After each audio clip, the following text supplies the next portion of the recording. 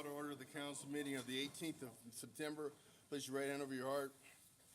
Ready to begin. I pledge allegiance to the flag of the United States of America and to the republic for which it stands, one nation, under God, indivisible, with liberty and justice for all. Madam Clerk, could you call the roll? A quorum is present for City Council, Successor Agency, Housing Authority, and Finance Authority. Any person who wishes to address City Council, Successor Agency, Housing Authority, Finance Authority on any item of today's agenda may do so at this time.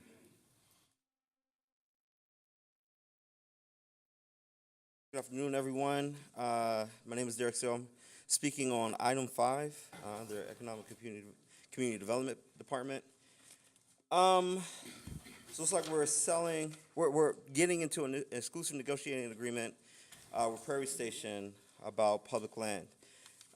And from my understanding, there hasn't been any notice provided of any entities entitled to or which have requested the notice to sell, the intent to sell the land specifically for affordable housing, which means that we're having a conversation that puts us again on the lines of violating state law, particularly the Surplus Land Act.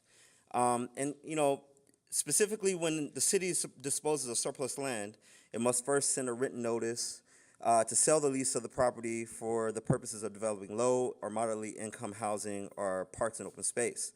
It's supposed to be sent to public entities and upon request to organizations involved in affordable housing developments. I have no notice, we've looked into it, there is no notice of any of this or the intent to do so. And which puts us in violation. I just feel like the public land that we have should be used for the public good first.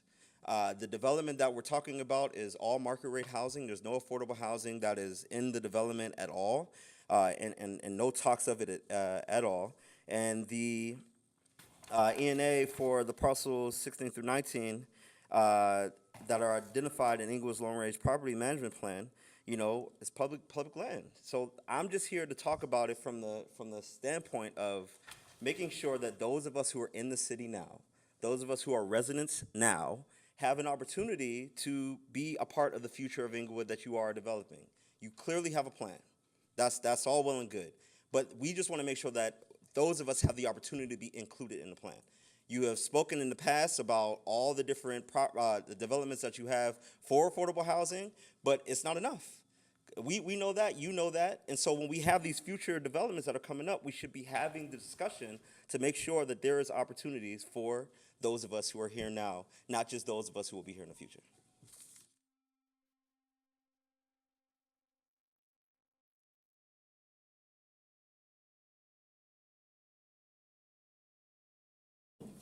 Good evening, council members. He brings up a really good point, but I'm going to start with some housekeeping. We have something like 7 meetings worth of minutes that you're going to approve, and I certainly hope that at least one of those, August 21, you think about approving because it has a few inaccuracies in there. If you approve it, you're basically saying those of us who get up and speak, you're putting it in print, shall we say, that we really don't matter. That's cool. Whatever. It's up to you. I'll have fun with it either way. But getting on to item number 5, even though that was a very important presentation that was just made, and I agree with almost all of it, the one little thing he didn't get to mention, because you limit the time, the general population will never have heard that it's 485 units on that little tiny corner near that great big tall sign at Prairie and the 105 near 113th. 485 units. And much as some of you believe that Universal loves bicycles and public transit, I'd be willing to bet there's gonna be cars. I'm not sure if you understand that or not, because you're set to approve another housing unit variance that doesn't stipulate automobiles, and that unit at one time had 26 adults on it. Details, details. Oh, most of them drove separate cars, but we'll get to that later. 485 units on that corner is unthinkable. Traffic, traffic, traffic, traffic, but that seems to be your big thing, isn't it? I would venture to say that if I went back and checked on the campaign contribution list in about 3 or 4 months, I'll see that name somewhere. But you know what? I'm going to go ahead and switch over to this wonderful budget presentation. I'm going to assume, because you don't care about public input the way you don't care about public input, that you're going to go ahead and approve it, even though it should be 300 or so pages. And even though most of us out here who watch different television shows, that the person you put in charge of it has a very uncool history at Los Angeles Housing Authority. It's unfortunate that you don't think the residents of this community know how to manage our money, and yet, you know, most of us make less than, I don't know, in some cases, % of what some of you do with your pensions, your overtimes, and all that other. Apparently you forgot about the people who worked to have paid your salary day in, day out, because you have some salaries on this new schedule that exceed the Secretary of State of the United States. That's ridiculous. Thank you, Mr. Brown.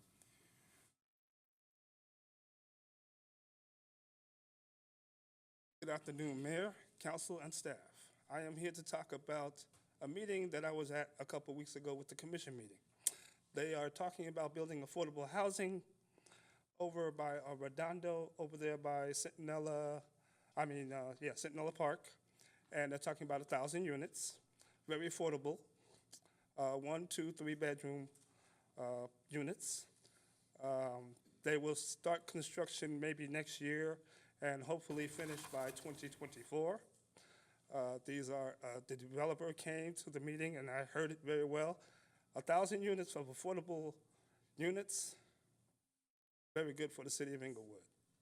Thank you for your openness, and I hope people will stop bashing you about affordable housing in the city because you're trying to get it for the residents. Their complaints are not falling on deaf ears. You hear them, you're responding to them, and you're trying to make it work. Thank you, Council, thank you, Mayor, and thank you, staff. Everyone have a beautiful week. Thank you, sir.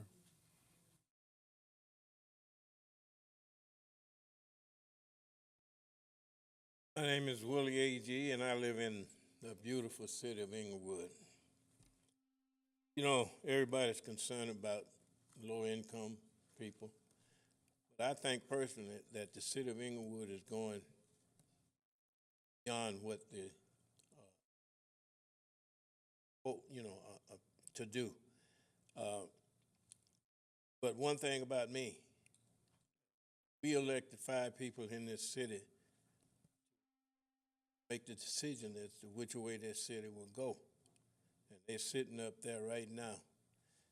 I have all the confidence in the world on these 5 people. Whatever decision you make, taxpayer, big taxpayer here in the city, been here for 53 years, and I'm proud of what you're doing. And no matter, you cannot provide housing for everybody in the United States because everybody wants to come to Inglewood right now. Low income, high income. Oh my goodness. Sorry. Somebody coming right now. Okay. Hold it.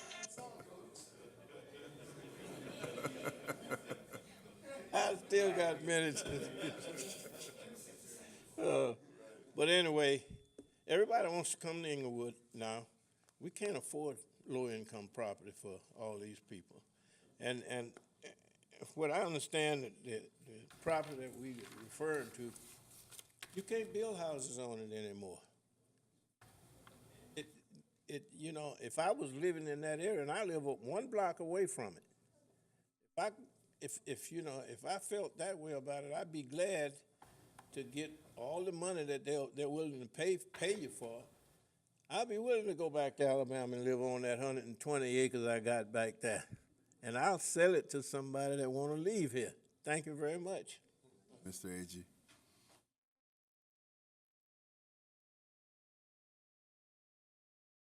Good Good afternoon, Mayor, City Council, and staff. I wasn't going to speak today, but after Willie Agee's presentation, I really hope that that's not the direction that you're going. I really hope that you're not trying to squeeze low-income people out of Inglewood, because that's what I gathered from what he had to say. That's what I gathered from what he had to say. The people who live here now and who are longtime residents have made the Inglewood attractive to those people who want to come in here. So I really hope that that's not the direction you're going. Okay, with that, we'll close public comment. We have a presentation for energy efficiency use with SCE, reach the platinum tier level. Marilyn Lyons and David Legier. Councilman Franklin had both those pronunciations. Good afternoon. I'm Marilyn Lyon with South Bay City's Council of Governments, and this is Greg Stevens, our energy engineer with the COG, and we're very pleased to be here this afternoon. Your city has accomplished the highest level of the Energy Leader program, the platinum level, and we're here today to present you with this certificate that shows that. Your city was given over $435,000 incentive by Southern California Edison in this partnership program we have with them, and you will continue to save over $67,000 every single year because of this energy project that you completed. And I would like to say it has been a delight working with your staff. They worked very hard. Not only did they get the project done on time, they got it done early. So big kudos to Harry Frisbee and his staff for doing that. And we would love it if you would join us for a photo. But we're going to do it over by the city CO, but Okay. I'm going to have to ask you to come back more often. All right. That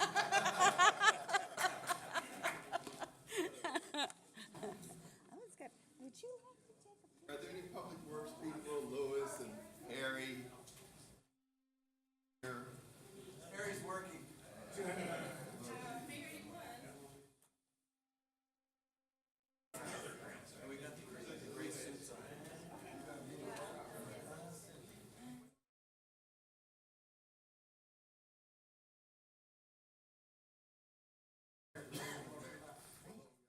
the heater on me? No, it's fine. I feel it. It's just cold. I'm freezing.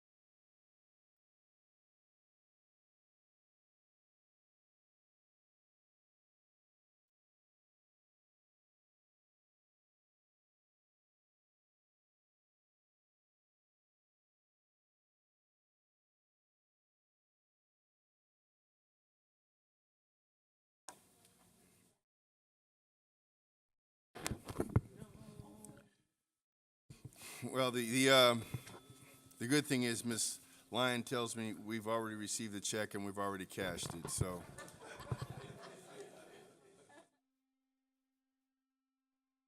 Madam Clerk, item 1, CSA 1 and H1. Warrant register. Madam Clerk.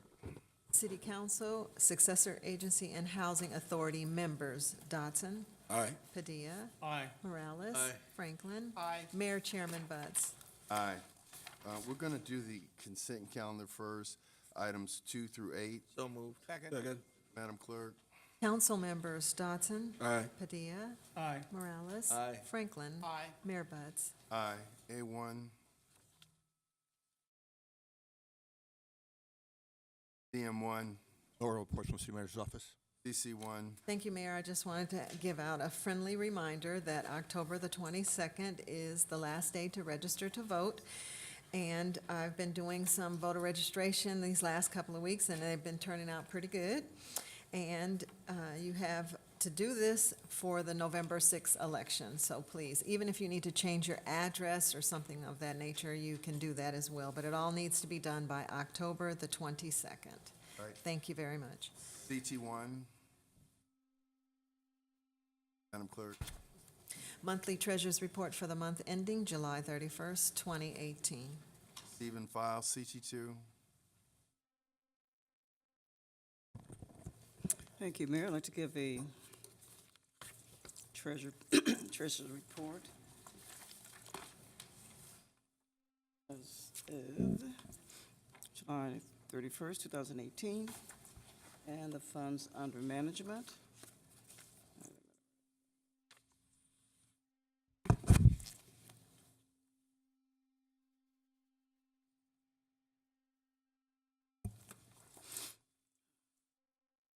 $127,453,467 for the city of Inglewood, and the cash at that time is $7,549,105, and the money market $13,156,273, and the funds in LAIF, Local Agents Investment Fund, $64,877,963, and bond securities, $32,053,820, and CDs, certificates of deposits, $7,529,573, and investment with fiscal agent, $2,286,733, and the gross investments debt earnings to service debt is $2,599, and the interest earnings is gross investment interest earnings $87,947.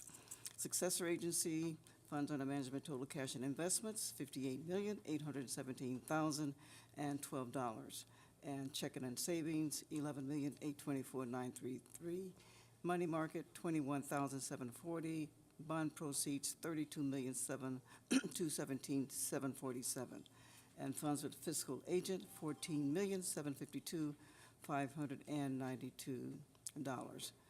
And the gross investment earnings to service debt, $35,021. Housing Authority, $102,904. Public Finance Authority, $12,524,223. Total funds under management, $198,897,606. And again, there's a copy of the report on the table outside. It's about a 7-page report that gives all of the details, and also the report is also posted on the web at the end at the end of the week. And also, I'd just like to remind the public of the City Treasurer Academy program. Matter of fact, the mayor gave me that name. I thought that sounded pretty good. So we changed the name to the City Treasurer Academy program. And it's going to start on October the 18th on the second floor at my office. The program will go from 3:30 until 6:15. And again, we always serve a hot lunch from 3:30 until 4 with all of the things that young people like to eat. So again, we will be discussing an overview of city government, the mayor and city council, city treasurer's office, city clerks. We'll talk about the city charter, council resolutions, council ordinances, their purpose, and also we will have several department tours. And we always have excellent tours of the police department, sound installation, finance, and some of the other departments also, public works, and have also put on very good tours, and also provided me with a lot of little gifts to give to the kids. And also, we'll talk about city treasurer's responsibilities, payment of the bills, appointment of deputies, investment of the city's funds, and we'll discuss the treasury report, investment policy, and we'll talk about very important investment terminology kids really don't learn in school.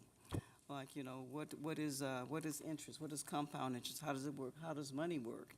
And we'll talk about different kinds of mutual funds, what maturity date is. We'll talk about the rule of 72, how money grows again, and importance of consistent savings. We'll talk about how to read the daily market page in a newspaper, and importance of avoiding high credit and debt. And we'll talk about the important credit agencies. There are 3 of them. Talk about your FICO score. So we'll talk about a lot of interesting things in the program. And the program is a 4-week program. Again, it starts on Thursday, October the 18th, but the program will be held after that every Wednesday from 3:30 until 6:15. So we're out recruiting now. I have one of my assistants going to the various schools, giving presentations and leaving the application. The application is, you can get also online, and there are also applications at the library and also at the front desk downstairs. And again, you can get the application online and at my office. That concludes my comments and my remarks. Thank you. CSA 2, Approval of the minutes for successor agency meeting held on July 17th, 24th, 31st, August 7th, 14th, and 21st, 2018. Move approval? Second. Madam Clerk. Successor agency members, Dotson. Aye. Padilla. Aye. Morales. Aye. Franklin. Aye. Chairman Buds. Aye. CSA 3, Monthly Treasurers Report for the month ending July 31st, 2018. receive and file. Adjourn the successor agency. Housing Authority is already in session. H2. Approval of the minutes for the Housing Authority meeting held on July 17th, 24th, and 31st, August 7th, 14th, and 21st, 2018. Move approval. Second. Madam Clerk. Housing Authority members, Dotson. Aye. Padilla. Aye. Morales. Aye. Franklin. Aye. Chairman Buds. Aye. H3. Monthly Treasurers Report for the month ending July 31st, 2018. Receive and file. We'll adjourn the Housing Authority. The Finance Authority is already in session. F1. Approval of the minutes for the Finance Authority meeting held on August 7th, 2018. Move approval? Second. Madam Clerk. Finance Authority members, Dotson. Aye. Padilla. Aye. Morales. Aye. Franklin. Aye. Chairman Buds. Aye. F2. Monthly Treasurers Report for the month ending July 31st, 2018. Receive and file. We'll go back to P1. Presentation for the proposed fiscal year 2018-19 budget. Our Chief Financial Officer, David Esparza, and his Deputy Kiona. Mayor, I'll be making the presentation. Oh, and Mr. Fields will be making the presentation. Thank you, Mayor. Excuse me, Mr. Fields. Honorable Mayor and council members of the city of Inglewood, it is my honor to present the FY 2018-19 recommended annual operating and capital improvement budget for the city council's consideration. This budget represents yet another triumphant milestone for the city of Inglewood. The recommended general fund operating budget has not been forwarded to the mayor and city council for approval without a projected use of general fund reserves in 10 years. Let me repeat, this is the first time in 10 years that a recommended general fund budget has been presented to the mayor and city council for approval without the use of general fund reserves. This is a feat that could not have been accomplished without the vision and commitment of the mayor and city council and the hard work of the entire budget team. It's important to note that while the last 7 fiscal years have projected the use of reserves to balance the general fund budget, only 3 of the past 7 years have actually required the use of general fund reserves at end year. I'd like to point out that one of those 3 years, fiscal year 2016-17, only required the use of $419,521 as opposed to the projected $10,808,041 in reserves. So as you can see, seldom do the projected deficits manifest themselves by the end of by the end year reconciliation. In fact, it is projected that by September 30th, 2018, the city current fiscal year with $25 million surplus and a $50 million cash reserve fund.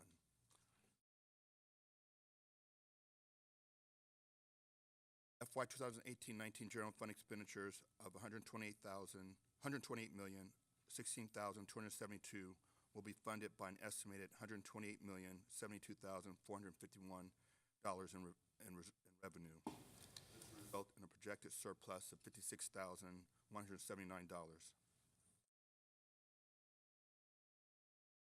As in every year, certain costs outside the city's control affect the general fund expenditures. The two largest costs are listed on the projection screens on the screen. First is salaries and benefits, and the salary and benefits number that's on the screen also includes first cost. Cost is $118,297,233. Next cost on bullet on the screen is the LA County Fire Department cost. That total cost is $14,971,090. $90.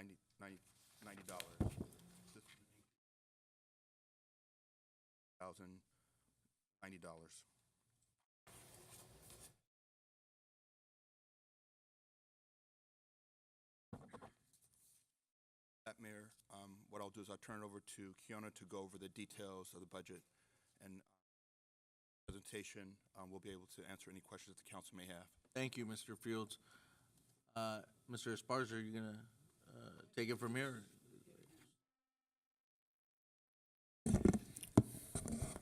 Good afternoon, Mayor, Council, and the audience.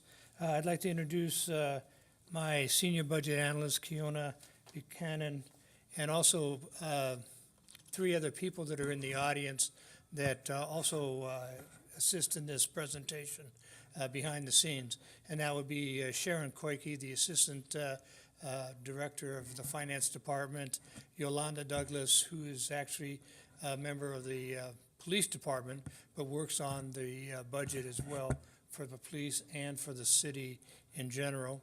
And then Claria Cabrera, that's new to our office, but she's fit well into the operation. So all three of them, you know, should be standing here as well because their participation and efforts on this project are greatly needed and appreciated. And we thank all of you for your efforts, and thank you for being here today. Ms. Buchanan, will you take it from here? Yes, and there's one other, I slid right over, Kenyatta Hinton. She's also, you know, one of our senior members of the budget team. Thank So you for being here as well. She was ducking back there, so as I looked, I lost sight of her. Thank you, Mr. Esparza. Ms. Buchanan, if you'd like to move forward. Yes, thank you. Good afternoon, council, mayor, members of the public, staff. So I'll be presenting the fiscal year 2019 revenues for the city.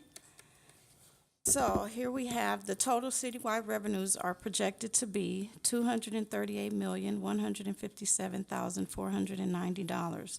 This slide provides a snapshot of the citywide revenues by fund, percentage, and amount.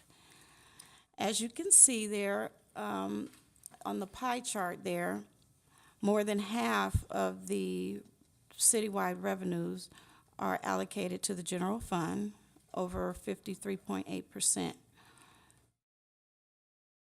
which leads us to the next slide. The general fund budget is $128,072,451.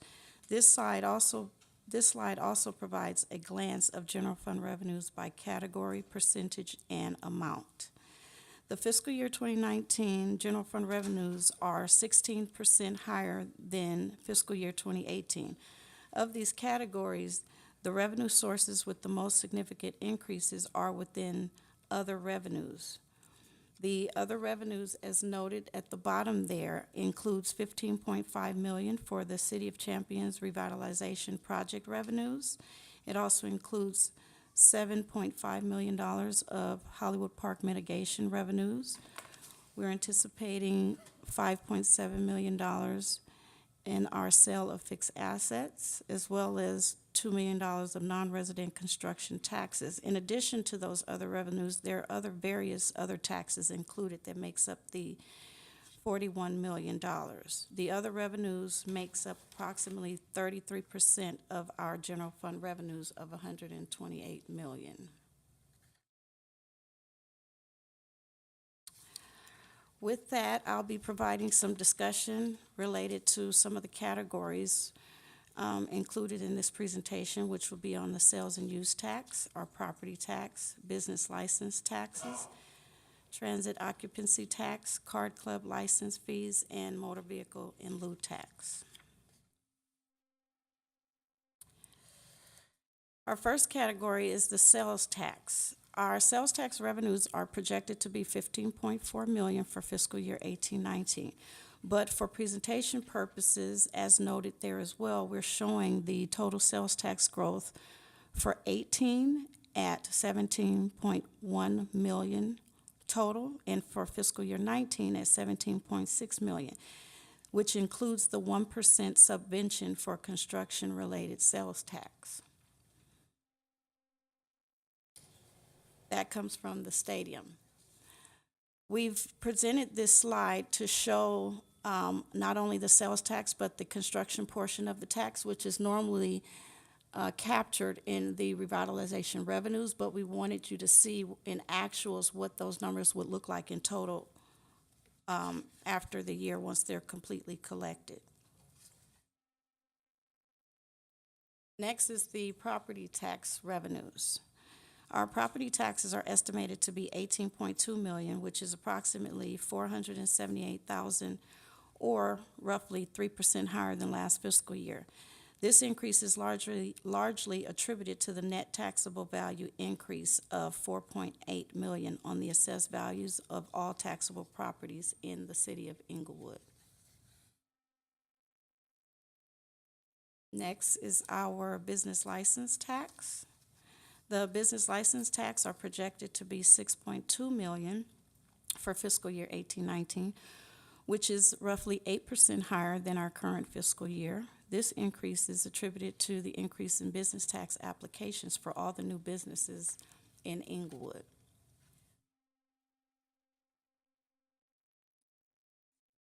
The transit occupancy tax. Those taxes are projected to be $5.6 million for fiscal year 18-19, which is a $250,000 increase, roughly 5% higher than the current fiscal year. And this increase is attributed to increased hotel lodging in Inglewood. Next, we have our card club license fees. The card club license fees are projected to be $6 million for fiscal year 19, which is 4.4% higher when compared to our last fiscal year. There's been a significant growth over the last 3 years for the card club tax in relation to the new casino, as well as additional tables at the casinos. And lastly, in our top 6 categories for our general fund revenues is the motor vehicle and lieu tax. The motor vehicle and lieu taxes are estimated to be $12.1 million, which is approximately $738,000 higher than the current adopted budget of $11.4 million. And with that, I will turn it over to David.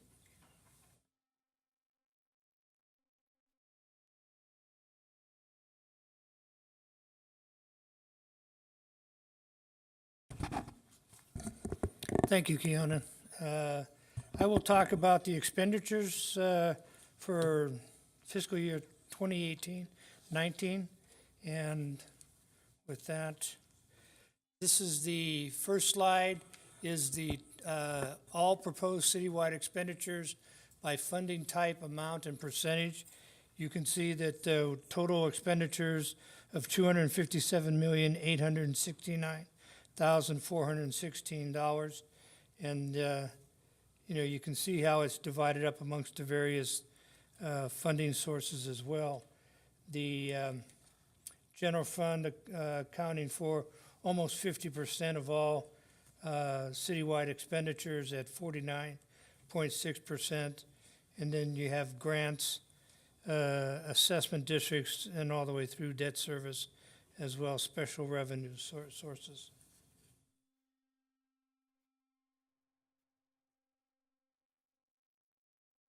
This slide shows all proposed department expenditures by amount and percentages. So again, dividing up that $257 million in the various departments, you can see public works, police, library, finance, all the departments within the city.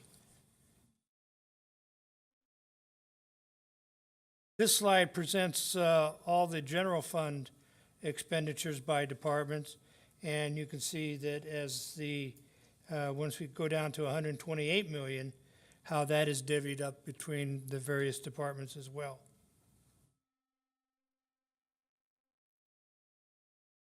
This slide is the capital improvements projects that the city has underway and on its books.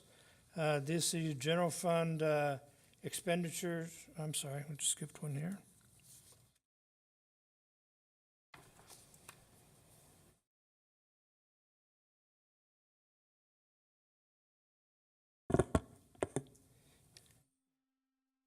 See this one, you know, we have capital improvement projects for,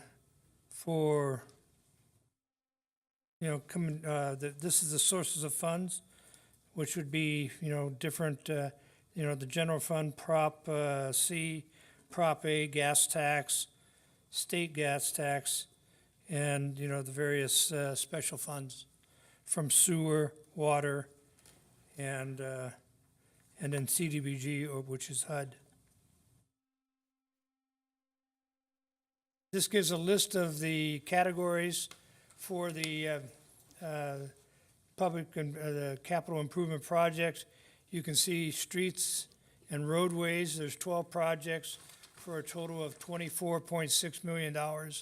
Street lighting and roadway safety, 4 projects currently for $1.7 million.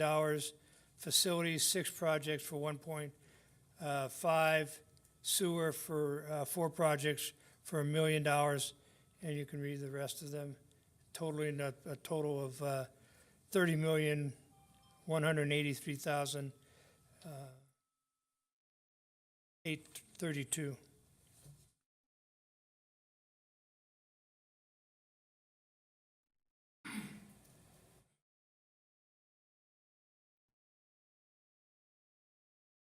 These are the major capital improvement projects by title. There's not an amount that's associated with these specifically on this slide, but, you know, again, the Century Boulevard Mobility Improvement Project, which is in its phase 2, and that's project 212. Police and library facilities elevator upgrades, project P954 and P906. The P designation is merely the code used for project, and then the Rogers Park, North La Brea Avenue improvements, and in priority Century Boulevard, Intelligent Transportation Safety Project, and then the Streets Rehabilitation Project, local streets, and that's P655. Any questions, you know, by the... I have, well, I'll let the council go first. I have a couple. Can we go back to slide number 17 on page 9? Page 9 for us, but slide here we number go. 17 Yes. for you. I wanted to make a point. We have a newspaper, one in particular, that loves to start its stories with the city of Inglewood while struggling with multi-million-dollar deficits for several years. They love to do that. Now, when we make our budget projections at the beginning of every year, are we extremely conservative? And by that I mean we put in everything but the kitchen sink that we think we might do as a capital project. We, for many years, considered ourselves fully funded, fully staffed, and we put together a worst-case expenditure plan. Is that true? That's correct, yes. Okay. But as you can see from that chart, for the last 6 years, there was only 2 years where we had a significant gap closure with $3 to $3.5 million of general fund reserves. Now, let's talk about the reason that we have reserves. Isn't it true that reserves are there because you can't, these are projections when we project budgets, they're not guarantees. And the reasons you have reserves is so that you can live through the fluctuations of the economy, live through under-realized revenues, and live through unexpected expenditures. Is that correct? That is correct. Okay. And so, looking at this chart, would you say that over the last 6 years, we've done amazingly well at predicting where we would ultimately be and closing the gaps that we thought we were going to have? I would say extremely, yes. All right. And at the same time, over this last 7 years, we had $11 million in the bank in the beginning of 2011. What is our cash reserve today? $30 million, I believe, is the, No, wrong answer. It's 50 million. oh, 51 million, I'm sorry. All right. All right. And, okay. So, while we started 2011, 2011, with an $18.6 million structural deficit, we end this year with a $25 million surplus. And that's a $47 million turnaround. Yes. $47 million turnaround in less than 8 years. And this coming year, we predict a 50,000 plus surplus. Is that correct? That's correct. 50 million, no, it's 50,000. 50 million. By the end of the year. Oh, I'm sorry, 50,000 surplus, but I'm talking of, no, you guys know, $50,629 surplus for the year, 50,000, 50 million cash reserve. Correct. Yes. Am I talking to myself or what? All right, okay, all right. But just to add to what you're saying, Mayor, and this is one of the highlights that I wanted to highlight is in the past 7 years, because we are conservative in how we say we're going to use our reserves, ultimately for only 3 of those years, the reserves were actually used, one of which was far less than we had anticipated. And for me, I want to make that point to say that for the past 7 years, we've always said, hey, we need to use our reserves because we're going to fall short, but we actually did not fall short except for 3 years. Correct.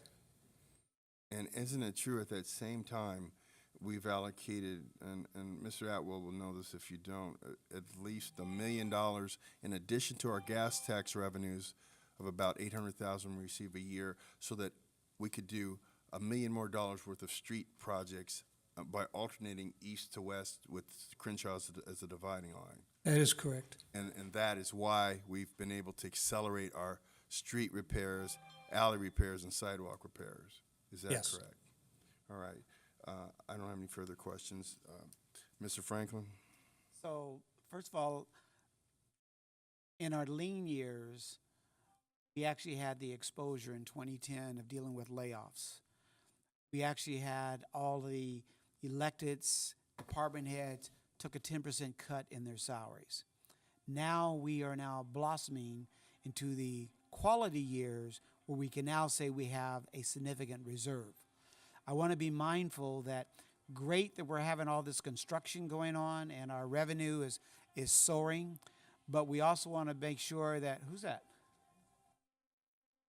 George? Who's that? Yeah, but we also want to make sure that the funds. All right, gee. All right. Looks at Alex, he goes, "It's you." But I want to stress the point. Yeah. So we all need to follow our own direction, silence our cell phones. But the ideal is we're now in the quality years. A lot of construction's going on, a lot of businesses coming in, et cetera. But also, I just want to thank the city manager and all of the staff of being prudent with the funds we now have, and also knowing that we're going to have some lean years, that we have a significant amount of reserve to be able to handle those CalPER funds and other things that is needed, so that way it will carry us through the long run. Because we know in 2030, right, 2030 we're going to take a big hike, big spike on CalPERs. And so we need to build up. Have the right year, 2030, 2023? What am I missing?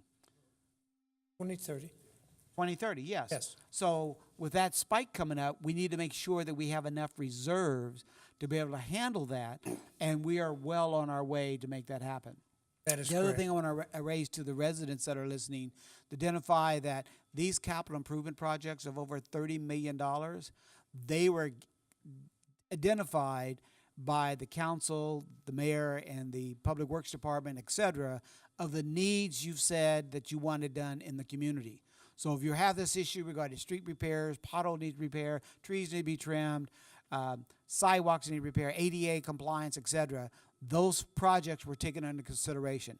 So when you're seeing streets being repaired, identify that with the mayor's leadership, given appropriating additional $1 million for the last several years, in addition to our regular money that goes into our capital improvement project, we've been able to make that happen, and we're going to continue to make that happen. And we just thank you for your indulgence and recognizing that we are doing our due diligence here as on the council. Thank you, Mayor. Any questions from District 1 or District 2?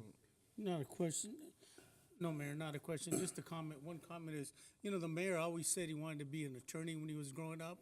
And boy, the way he was asking these questions, I felt like it was back on the police department in court. Dang, boy. Flashbacks. But anyway, I do want to just say thank you, city manager, assistant city manager, and all your staff. Yes, and I would like to thank my staff as well, because they've worked very hard to, you know, get this all pulled together. And look, you know, I've read staff reports, and then they can get complicated, trust me. But when you're reading numbers and you're trying to put it together, and as I tell folks, when we're planning, we're not just planning for today, because basically today's gone. We as your leaders and working with our finance folks, we're planning about the future of Inglewood, how we're going to spend our monies, and how we're going to get the most cluck for our buck. And so you do more with less. And I got to tell you, our staff has done a tremendous job in getting things done for the community, for the residents. And I commend you for putting together a very well-written document. I know it took a lot of work, but as I read the document and as I read where all the funds are coming and going to, I just remind folks, a lot of this is built on also some projections, you know. So, you know, we do mid-year budget reviews, and we're always looking to see how we can make these adjustments so that we can represent you, City of Inglewood, residents and business owners, in the best light and continue to move the city forward. So with that, thank you. Thank you for all your work and all your effort. It certainly has paid off. Mayor, just briefly. Well, I want to say Council does. I gave 2 and 1. Oh, yeah. Yeah, I want to say something at least. What I would like to say basically is I am so thankful for this department, the financial department. You guys are doing one of the greatest jobs I've seen. I'm kind of proud that this is my 5th year and the budget is really doing well. We're not predicting a shortfall. Yeah. So to me, that's tells me that everybody's doing their due diligence, all the departments. And I can say that I've worked on budgets at the state of California level, city and county of San Francisco, city of Los Angeles, and the housing authority for the city of Los Angeles, and their budgets have not been as tight as ours. So, I mean, our projections, you know, come, you know, very close to being true. And so that does show me that, you know, staff is doing a very good job in their due diligence and scrutinizing the numbers all the way through. Thank you for that. Councilman Morales. And just to continue that, I mean, I just wanted to point out a couple highlights. You know, I've seen at this point 15, 16 budgets here. We have 30 million set aside for capital improvement, and we know that most of the time we don't even end up using them all. But that the fact that we get to set that aside now and still say we have 50 million in the bank, that's huge. But one thing I wanted to give basically a kudos to staff and everybody who really participates in the daily grind of working on the budget. You know, healthcare costs go up every year. But here we negotiated, I know that staff actually got it down 15 plus percent. And that's huge because the overall expenses we have for personnel, that salary and benefits has gone up 5%. But the fact that we recognize that it's going to go up every year and we work throughout the year to bring it down is a big plus that we have on staff. We also don't control sometimes the fact that LA County Fire gives their own increases which impact us, and we have to sort of guess when those are coming, and we get impacted whether we want to or not. But the fact that those costs have been kept fairly stable is an amazing step that we have taken as a city throughout the years. And I mentioned the last 5-7 years because we really have, and I don't think that it will be said, by anyone, kind of what the turn that this budget has made, but really how well documented your staff has done in the past few years. So I wanted to point that out. That's all I got, Mayor. And in closing, I wanted to note the following, that the surplus and the balanced budget that we've achieved in years has been due not only to ongoing revenues, but to different development deals the city's engaged in. For instance, the revenues that flow from the sales construction tax from the Hollywood Park Tomorrow, now the LA Stadium Entertainment District project, have made a huge impact on the stability and our ability to garner surpluses. And what do we do with that money? Let's turn to slide number 19.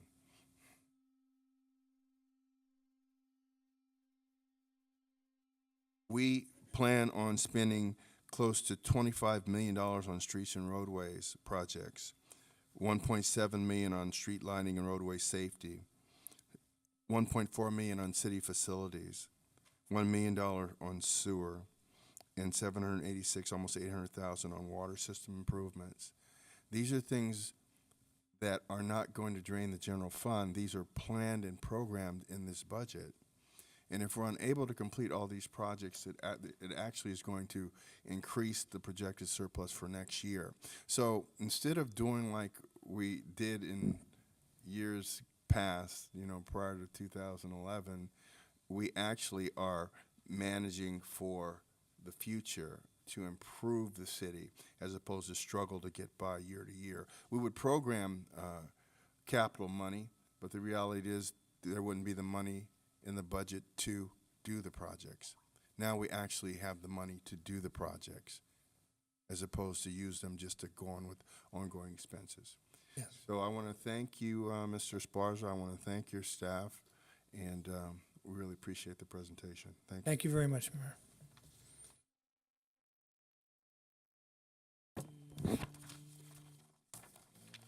Now, enough of that good stuff. Public comment. Persons wishing to address the city council on any matter connected with city business not elsewhere considered on the agenda may do so at this time. Just really quickly, I feel like the budget makes the case as to why affordable housing is needed. As all these projects come online and are completed, market rate housing skyrockets. So maybe what I'm saying is getting lost in translation. One, affordable housing means housing that is affordable. Inglewood, contrary to the beliefs of my brother Agee, is a working class community, clearly with a low unemployment rate that the mayor is always quoting. But those working families are finding it harder and harder to stay in our city. Regular people, not just very low income people. The families that come to your events, the ones that voted for everyone on the panel as well. The silent 63% majority of the city who are renters. Two, there's a difference between low-income housing and affordable housing. Low-income housing is for those who are no income to low-income families, those who qualify for special government programs. Those of us who are not low income cannot qualify for those programs, and the very limited housing that is made for them either. The solid majority of us are still trying to put it together. Thank you, Mr. Steele. Okay. Thank you. Hold on, before we go forward, I want to have Mr. Jones. Is Mr. Jones in the audience? Oh, could you come forward, Mr. Jones? Well, Bill, I just need 1 second.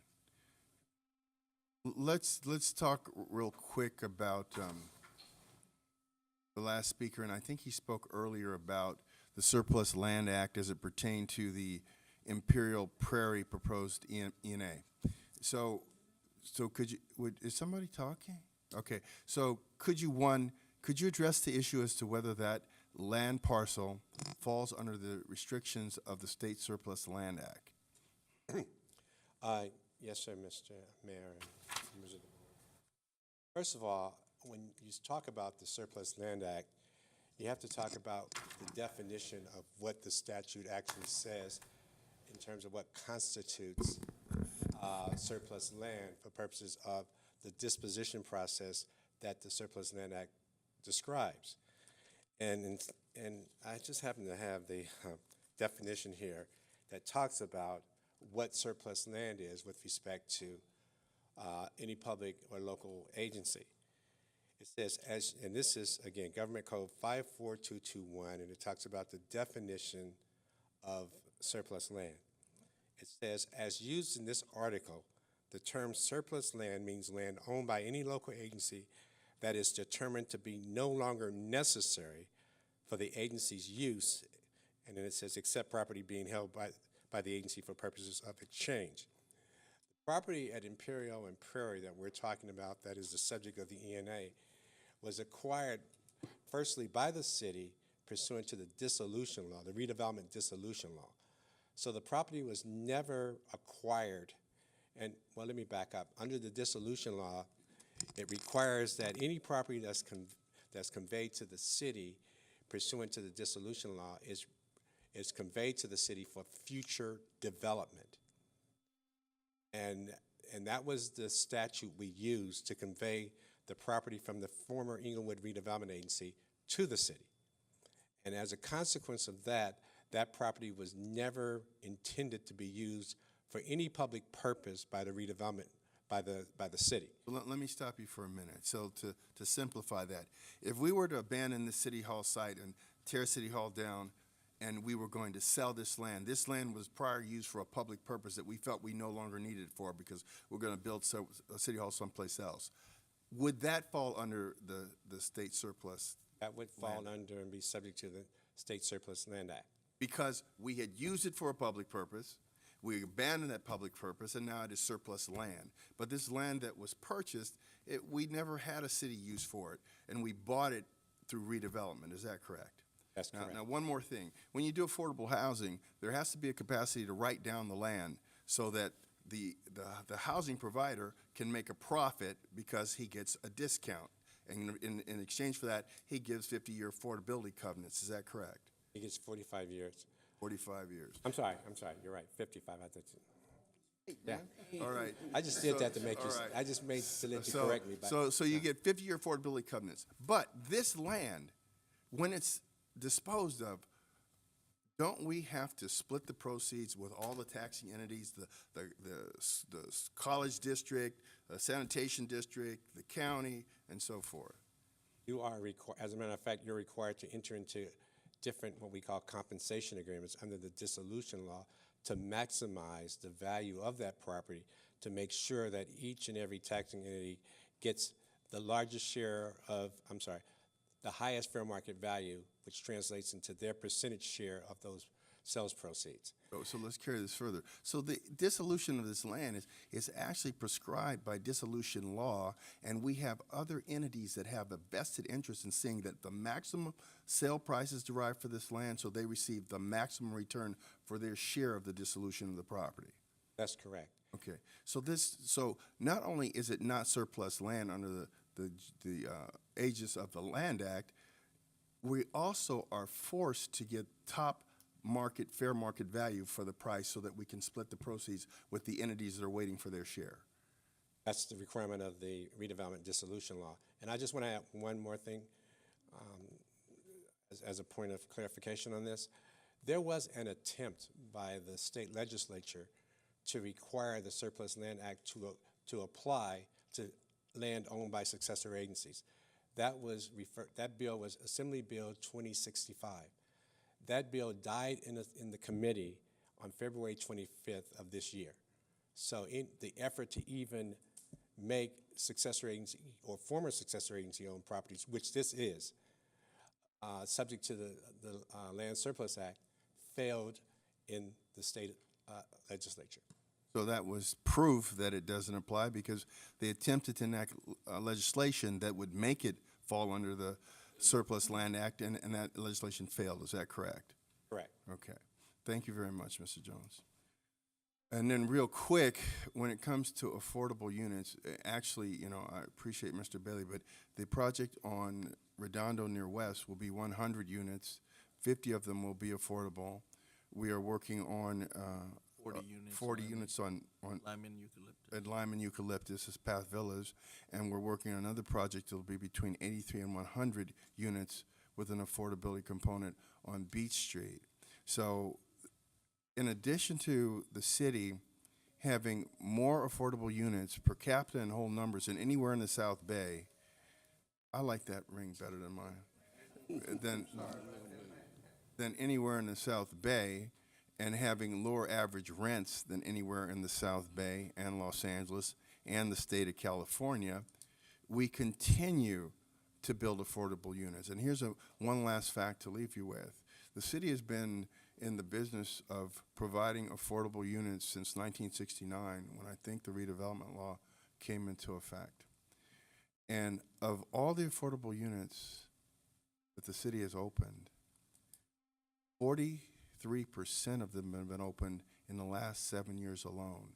Now, we've been doing affordability for 49 years, but in the last 7 years, we've opened 43%.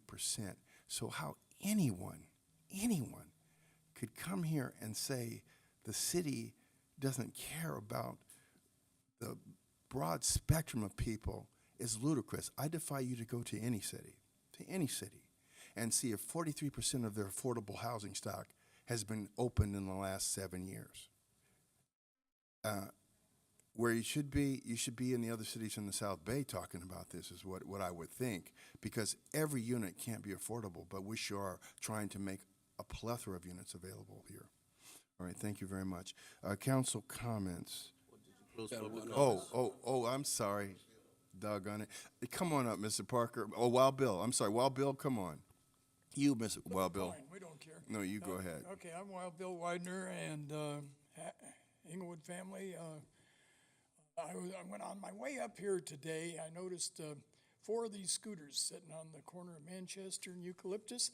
Are we going to get some like they're using in Santa Monica? No, we're not. Those have just been left here by people that rented them elsewhere. Oh, I was just curious, yeah. Okay.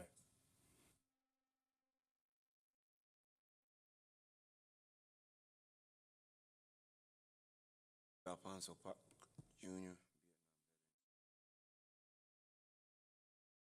You people have been listening to nothing but propaganda. They have been trashing your records since 1941, the peacetime draft. You can't get, the government has taken your information and created a data information concentration camp. And since you know that under Obama, the CDC records all went under the Army, what you get is propaganda. These collaborators, they are violating the Constitution, but they still have to follow the Constitution, even though they're violating and committing treason. This is not an ethical issue. Anytime you step outside of the Constitution, you are committing treason, especially when you mess with federal documents at the top. Federal documents does not mean the internet, desktop. May I get another minute on our time? Because you butted in and had almost 10 minutes on our time. Ladies and gentlemen, look at your life. Even under the Constitution, a crook has to follow procedure.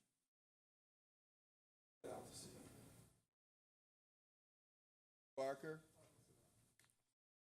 Good afternoon, Mayor, City Council, staff, and all the constituents of this great city.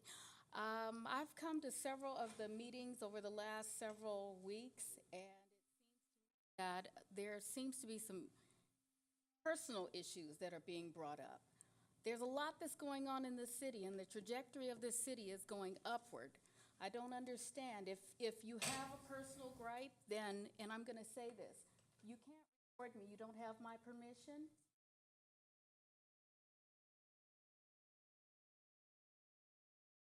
I I think that if you have a problem and you can't seem to get it addressed and you think that it's something that's ongoing, then you hire attorneys, you get your people together, and you go ahead and go about it through that channel. This is where we learn about what's happening in our city, who we need to talk to, who we go to if we have an issue. This is not your personal forum. And I just really wanted to say that because my time's valuable, as many people in here, I'm sure it is. Have a great day.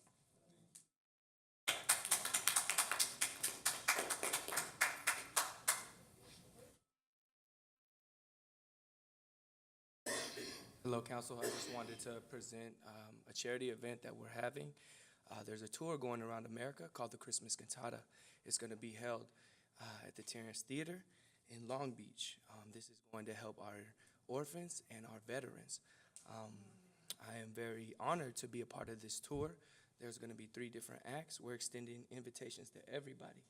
Last year I was in India doing this. This program will go to 27 different cities in 1 month.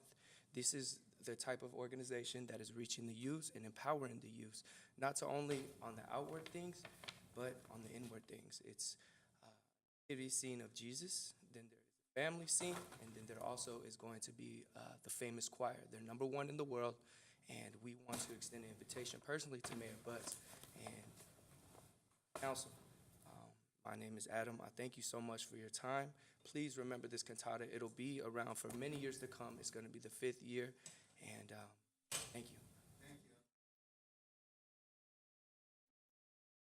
Where did you say it was taking place? Terrence Theater at Long Beach. Okay, thank you. On 7th at 3 p.m. and 7 p.m. It's going to be a live musical opera. Thank you. Sergeant will take that from you.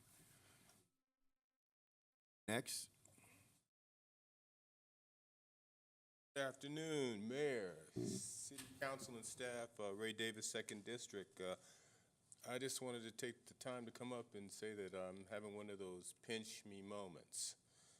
I've been coming here years, and I remember days where money was funny, and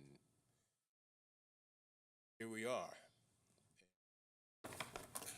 Can't say that I am not happy about it. Great. I would also state that, folks, all these great times coming, and they're gonna get better. Once everything gets built out and units sell, everything, the tax base goes up, everything goes up. It's gonna get better just through momentum. But I'm glad you're mindful, Mayor and staff, that you got a plan for the future. You can't spend it all now. And so thank you for your time, and make history.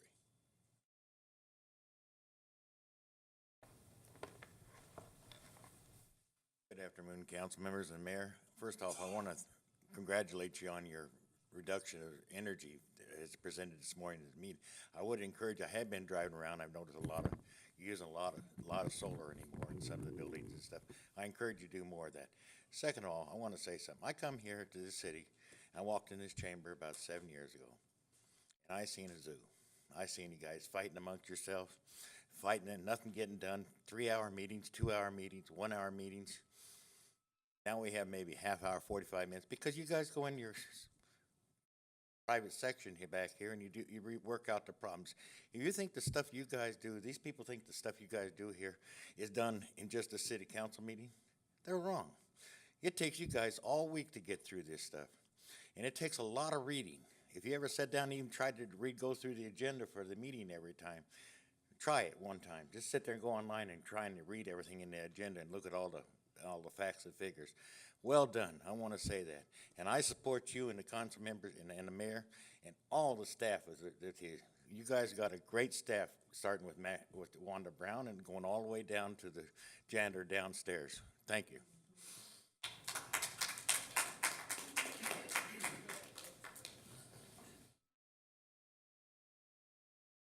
Well, council members, here's the deal. The Ralph N. Brown Act allows me to record, and because you have edited in the past, I don't trust your recordings anymore. There's proof that you've edited, and there's proof that you have had someone, the guy you introduced as your bodyguard, to take things away. That would be assault if he touches me. So here's the deal. Nothing that is done in this room should be done behind closed doors. Read the Ralph M. Brown Act.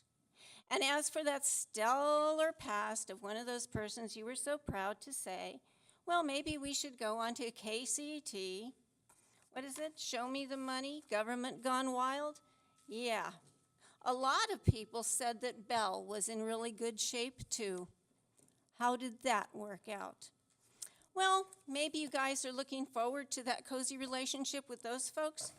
I'm not looking for picking up the pieces of our community. It was a very good community before you arrived. We'll continue to be a great community long after you've left us.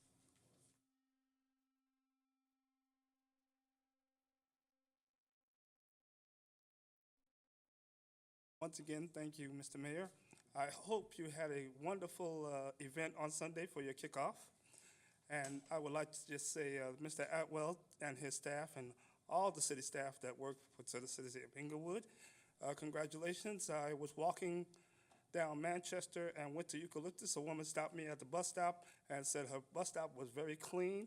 I would like to thank the staff and under your direction as mayor and council to keep our city streets looking well and our bus stops looking well as well. And I would just like to say tonight, Jim Hill will be talking to Mr. Ballmer of the Clippers about the acquisition of properties in our city. That will be at 5 o'clock this evening on Channel 2. And like I said, we're doing well. And thank you to all of you people sitting on the dais. You hear us? You're reacting to us in a very positive way. Thank you. Thank you, sir. Good afternoon, Antonio Hicks, Public Counsel. I respectfully disagree with Mr. Jones, particularly with respect to the property having to be used for a public purpose in order for the Surplus Land Act to apply. Also disagree with the idea that because it was successor agency land, that it is no longer applicable. But let's put the law aside for a second. We're not here to debate that. I would just ask the council and Mr. Mayor, you've worked so hard to make Inglewood a place where developers want to do business. So wouldn't you get them to help you meet your affordable housing needs as well as meet the community's needs? I'm gonna give you more time. I don't think you heard what I said. We have more affordable housing units than anywhere in the South Bay. 43% of the units that have been open in this city out of 49 years have been open in the last 7. We have another 150 online to do over the next 3 years. And so, no, I disagree with you. We say, why wouldn't you? We have been and we continue to, but you have 27 seconds. Well, no, that's all I have to say, Mr. Mayor. All right, thank you.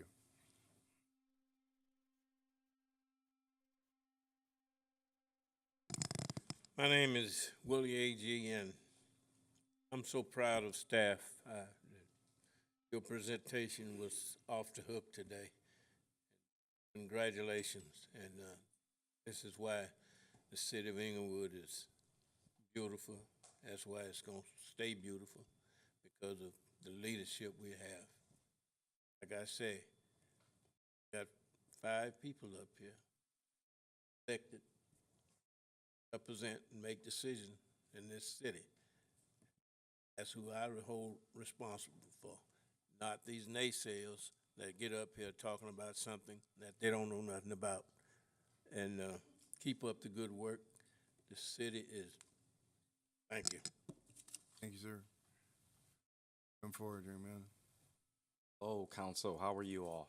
My name is Brandon Myers, and I just want to say that there was a study that was just released by the HUD organization stating that Inglewood was 500% behind in affordable housing. I myself, and like other renters in the room, do rent, and so we are experiencing the flux of the rent rates going on right now, and we also see our areas where they're not being affordable to the actual residents that have been living here for so many years. So yes, you can say this. Yes, you can bring up your supporters to say these different facts, but for the real residents that actually are living This hell, we're actually going through it. And as the gentleman said, as we elected you guys to listen to our voice, not as to be in a monarchy, but in a democratic situation so that you can actually listen to our concerns, we can actually listen to yours. Thank you. Have a blessed one. Thank you, Mr. Myers.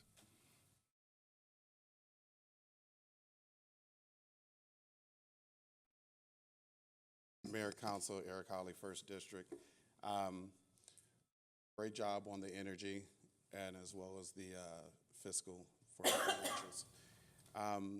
And glad this is being recorded twice. So if Inglewood was doing so well beforehand and will be doing well without you, where did we come up where we were on the verge of bankruptcy? Because I know for a fact that we were. So if that was doing well, I'd hate to see what the future looks like.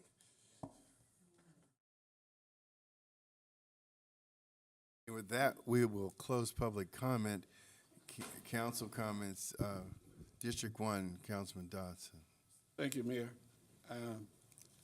First of all, it goes without saying that I want to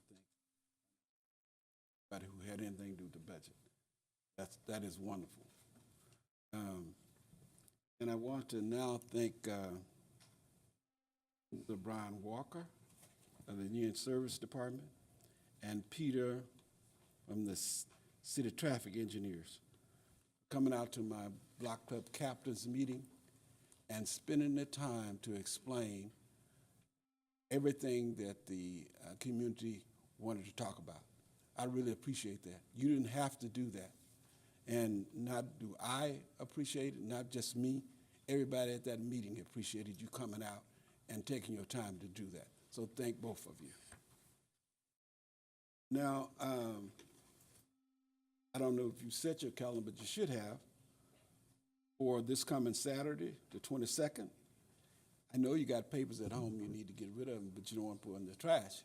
So bring them to the ICOP Center, right down the corner of 7th Avenue in Manchester. We'll be there Saturday morning from 9 to 12. You can shred your papers that you don't want to get out in the open, and it'll be done where nobody know it but you, okay? So if you got papers that you need to do that, come out, please. Also, on the same day, 11 and 4 at Ed Vinson Park, the first 100 kids to RSVP will be getting back to school gift bags. So this is a tennis clinic. I don't know how interested you are, but it's amazing to me. We have all those tennis courts over there, and if you go, normally you don't see anybody playing, but you'll see somebody playing on those tennis courts now. So bring your kids out, enjoy this time. It'll be from 11 to 4. They'll have a great time. So with that, I want to thank those people who had nerve enough to come up here and at least acknowledge that we are doing something right. And I hope that you will come back again because we like to hear that too. So thank you very much, and everybody have a wonderful week. Thank you. Councilman Padilla, District 2. Thank you, Mayor. So again, just, already, David, great job with the budget and your staff. Please commend them. Excellent. Last Friday, well, let me just backtrack.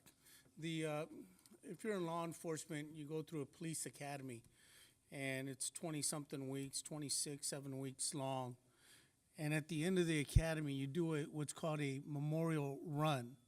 And it's a run, as it says, in memory of an officer that, paid the ultimate price. And as you can see up in the pictures, this year, LA County Sheriff's Department, of which we have some cadets, some new officers in their class 431, did the memorial run in memory of Sergeant George Aguilar. Now, I know the mayor worked with George back in the day, and George was killed in 1988, and he died at the corner of Arborvita and La Brea. And at that corner, as you see, is a blue fire hydrant. It's the only blue fire hydrant you're going to see in the city of Inglewood. The academy class, and I want to thank Chief Honorado for taking the lead. Him and all his staff and the recruits were out there, as were the mayor and I, to support this memorial run. You know, it was really touching to see his son George and his daughter Camille that came out and were there, and there they are, to come out and say thank you for remembering their father who was killed back in 1988. If you get a chance and you're driving down La Brea and you're at Arbor Vitae, please take a moment to take a look and pay your respects at the memorial site where George was killed. But again, I want to just thank Chief Honorado, all the men and women from the Inglewood Police Department and the Sheriff's Department for coming out and holding that memorial run here in the city of Inglewood. So thank you for that. I also want to give a shout out. Last Saturday we had the Hispanic Heritage Celebration and the Classic Car Show. It was a great event. I want to thank Sabrina Barnes and Teresa Estrada and all their staff. And then also there was a committee that worked to put this event together. Great turnout, a lot of community support, a lot of great entertainment. So just thank you for everybody for showing your support for these events that we have here for all of our community. It was an opportunity to acknowledge and support the different cultures that we have here in the city of Inglewood. And then I want to say, if you have any young men or women that are in high school that need to be taught, because let me tell you, I wasn't taught. We didn't have finance classes per se in high school. But Wanda Brown puts together an awesome class. So if you got somebody that you want to benefit from that lifelong learning experience, please send them over to our city treasurer. They're going to have a heck of a time, and they're going to learn a lot. So with that, thank you so very much, and enjoy your day. With that segue, we're going to go back to the city treasurer who forgot something. Well, thank you, Mayor. I just had some final comments to make. You know, I did attend the Knights of Columbus event that's been put on by Councilman Padilla. I think it's my third time. We've had spaghetti a couple of times. This last time we had hamburgers. They were really great hamburgers. Well attended. I think it's in Marina Del Rey in the building there, but it's always a well-attended event. So it's you know, if you get a chance to attend it next year, try and do that. And I also attend the Classic Car Show. I really love freaked out cars. And there was the one that I voted. I don't know who won, but I voted on number 31. It was a 59. It was a 59 Impala, red. It was red. Oh, he had a ton of money in that. There was also a 75 Impala. It was close between the two of those. I don't know who won in that division, but they had an awful lot. They were just beautiful, beautiful cars. And next year, I plan to enter my two-seater Chrysler TC by Maserati. Yes, all right. And I'm looking to win something. I am looking to win something. You had me open this back up so you could do a commercial. Okay, all right. Just one last comment, Mayor. One last comment. Just wanted to give a special shout out because I always forget. Sabrina Barnes always do such a bang-up job for my city treasurer intern program where she provides us transportation for the kids at Morningside High. And I really appreciate it, Sabrina. And I almost forget to give her the kudos every single year. And all of the other staff that have supported the program. Public Works have been great at giving me lots of gifts for the kids. Sound installation, finance department, police department, and I appreciate the council so that always, speak on behalf of the program. And I really appreciate that. So, well, with that ends my. Does it? Okay. I'm gonna tell you, if there's a monarchy, the city treasurer runs a monarchy. Councilman Franklin, District 4. Yes, I'll piggyback to the various comments was made regarding the Hispanic Heritage Festival. It was outstanding. And truly, you could tell that the staff did a major effort to make it such a success, and the residents attending all enjoyed that festivity. I also want to recognize that the Friends of the Library had their book sales, which also was an outstanding, successful event. And then I want to reach out to Central Baptist Church, where Pastor Luther Keith had a soulful harvest of reaching out to the community, identifying, rededicating their lives to Christ, and or accepting Him for the first time. That was outstanding. The District 4 had a town hall meeting this past Wednesday. The theme was focused on, you have shared with us your concerns, and we have listened. And we gave the report out of the various activities from economic development, revenue streams, development for the city, and other issues of concern. We had the mayor who spoke first regarding the global impact of the city's past, present, and future. Then we also talked about the issue of congestion of traffic, and we had a presenter talk about our first mile, last mile, where we're looking at light rail. Think of a Disneyland monorail type system that would leave the Florence Market Street area in the middle of the street, with being able to go southbound on Florence to, east on Florence to southbound on Prairie, to be able to go to the different venues that we now are identifying for Century and also on Imperial Highway. So that was a good opportunity, and they're still going to be reaching out to the community for comments on that. Then the issue regarding housing, particularly affordable housing. We had a presenter on that one that shared with us. And then we also talked about a number of community events which I had addressed of concerns that the residents had. It's now going to be televised in the next week, and you're more than happy to go on the city's website and look under our YouTube link and watch that broadcast. Finally, I do want to acknowledge today that we once again have stakeholders that weren't here years ago and haven't arrived here yet.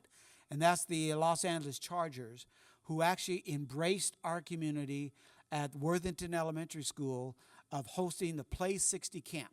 For 60 minutes, the kids used Center Park and did a various of exercises for the 60 minutes. And the whole purpose was, and the mayor joined us, to identify that, it's one thing that you need to prepare your bodies both physically and mentally. And they all came out 400 strong kids with 10 NFL LA Chargers in the city of Inglewood. And on that note, thank you very much. The Dean, Councilman Morales, District 3. Thank you, sir.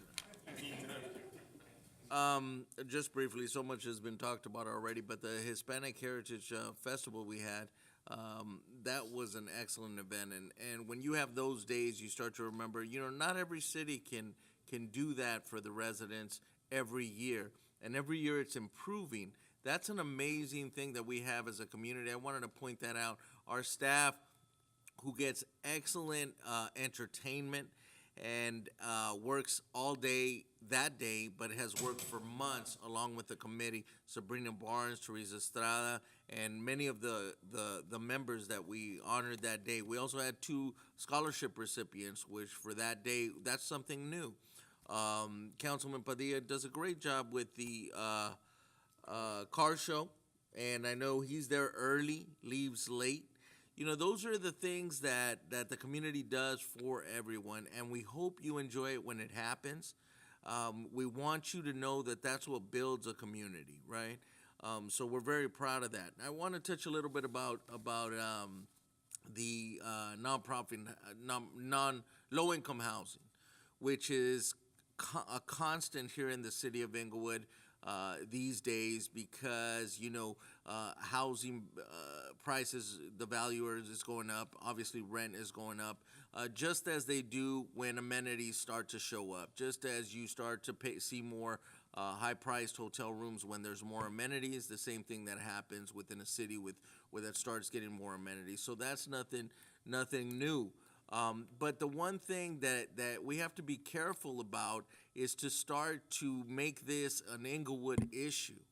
The truth of the matter is that everybody is behind on their housing, their low-income housing. You can go to almost any city and you will see that they are a great number of units behind where they need to be. That's extremely common. And it's not unique for the city of Inglewood. But the one thing that is unique to the city of Inglewood is that we are addressing it in a pace that is a lot faster than many of these cities. So, you know, we can paint it however we want, but that's the truth. So when we say, you know, yeah, we can talk about it, but those are the facts. Those are the facts. So if you look into specifics, Inglewood is actually addressing the issue in a very positive way. So I'm very proud of that, Mayor, and that's all I have, buddy. That's all you have? Okay. This just in, when it comes to housing voucher program, the city of Inglewood is number 7 in the country for the number of vouchers provided.